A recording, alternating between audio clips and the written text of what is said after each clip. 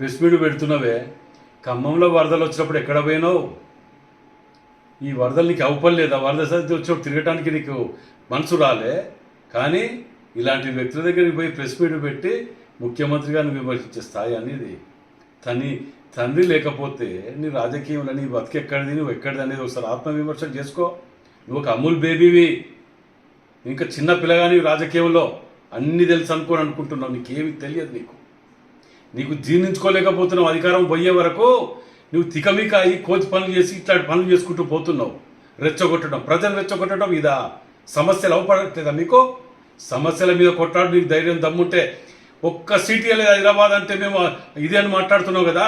మరి రాష్ట్రంలో మెజార్టీ సీట్లు మాకిచ్చాను కదా, మరి వీళ్ళన్నిటి నిన్నేమనాలే?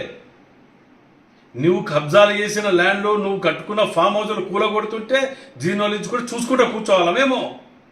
ప్రతి ఒక్కటి బయట తీస్తాం బిడ్డ. మీరు అనుకుంటున్నారు మీరు తిన్నయానికి అక్కించడానికి వదిలిపెట్టేది లేదు మిమ్మల్ని.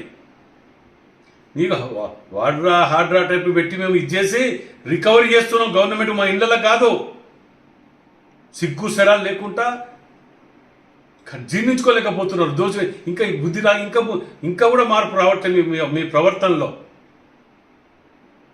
ప్రతిదాన్ని 18 గంటలు కష్టపడ్డ ముఖ్యమంత్రి ఎవరు ఉన్నారంటే అది రేవంత్ రెడ్డి గారు.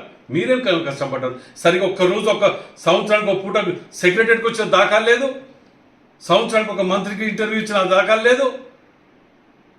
వరదలు వచ్చి ఇంతమంది కొట్టుకపోయి ఇంత ఆగమవుతుంటే దునపోతులు తిరిగి దేశంగా పడి తిరిగి వచ్చి ఇవాళ నువ్వు ఏదో వాడు మాట్లాడిన దాన్ని పట్టుకొని నువ్వు పోతున్నావే రెచ్చగొట్టే మాటలు మాట్లాడితే.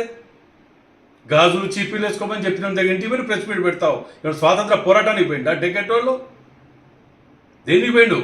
నువ్వేం మద్దతు అని పోయి చెప్తున్నా నాకు అర్థం కాలే ఇప్పటికీ.